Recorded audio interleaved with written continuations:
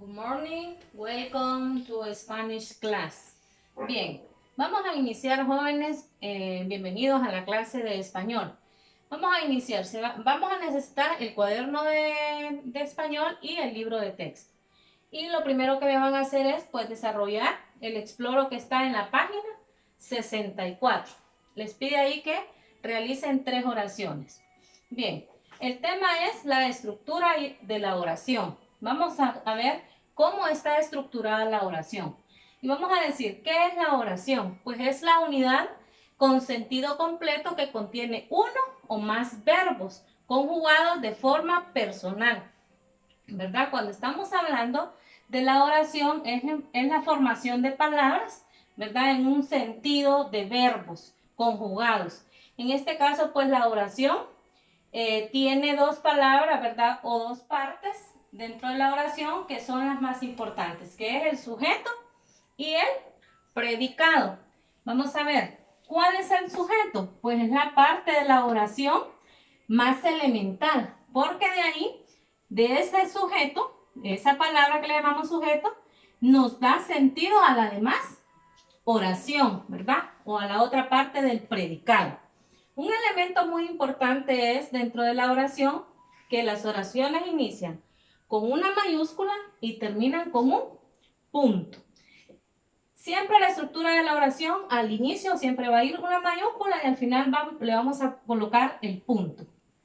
También podemos decir que el sujeto, pues, en diferentes oraciones lo podemos encontrar al inicio de la oración, o puede estar en medio, o puede estar al final de la oración. Aquí tenemos unos ejemplos.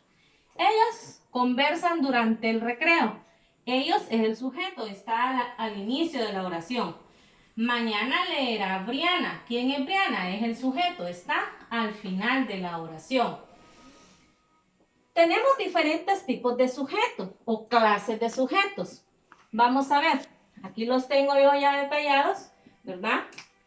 Serían, en el libro aparecen 4, pero en verdad son 3 porque el sujeto expreso, estamos hablando del simple y el compuesto, ya los tenemos acá. El primero es el sujeto simple, su abreviatura es SS, aquí la tenemos. Dice que contiene un solo núcleo, el sujeto simple. En este caso, aquí tenemos el ejemplo. Los niños juegan el rompecabezas. Los niños sería el sujeto. ¿Cuál sería el núcleo simple de la oración? Niños, ¿verdad? Porque estamos hablando de un solo núcleo. Entonces, niño sería el núcleo del sujeto. Y juegan el rompecabezas, pues ya sería el predicado. Luego tenemos el sujeto compuesto, ¿verdad? Una S con una C. Entonces dice que está formado por 2 o más núcleos, ¿verdad? Entre sí. En este caso tenemos el ejemplo. Ricardo, Luis y Jimena. ¿Cuál sería el sujeto aquí? Pues Ricardo, Luis y Jimena serían los núcleos, ¿verdad? Aquí tenemos más núcleos, dice ahí el concepto. Está formado por 2 o más núcleos. ¿Cuántos núcleos tendríamos? 1, 2, 3 núcleos tendríamos en este caso. Bien. Ese sería el sujeto compuesto, por eso se le llama sujeto compuesto, ¿verdad? Porque está formado por 2 o más núcleos. Luego el sujeto tácito. Cuando hablamos de sujeto tácito, que su abreviatura es ST, se presenta cuando el sujeto no aparece en la oración, no aparece, ¿verdad? Aquí tenemos un ejemplo. Dice, compraron un rompecabezas, solo tiene el predicado, no aparece el sujeto. Por eso le llamamos sujeto tácito. Y en este caso podríamos decir que el sujeto es en tercera persona en plural.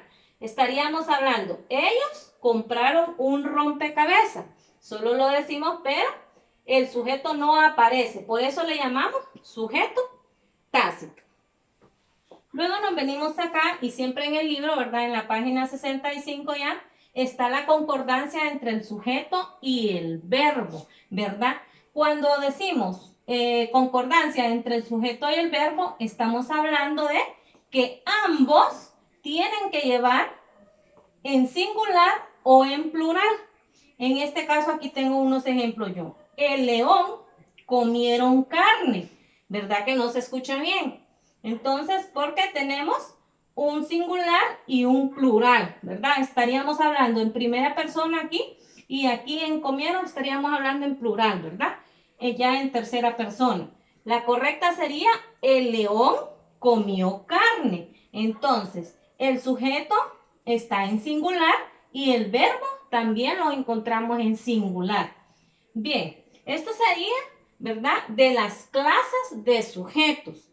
En el video, en la videoconferencia, pues vamos a desarrollar lo que son los modificadores, ¿verdad? Del sujeto.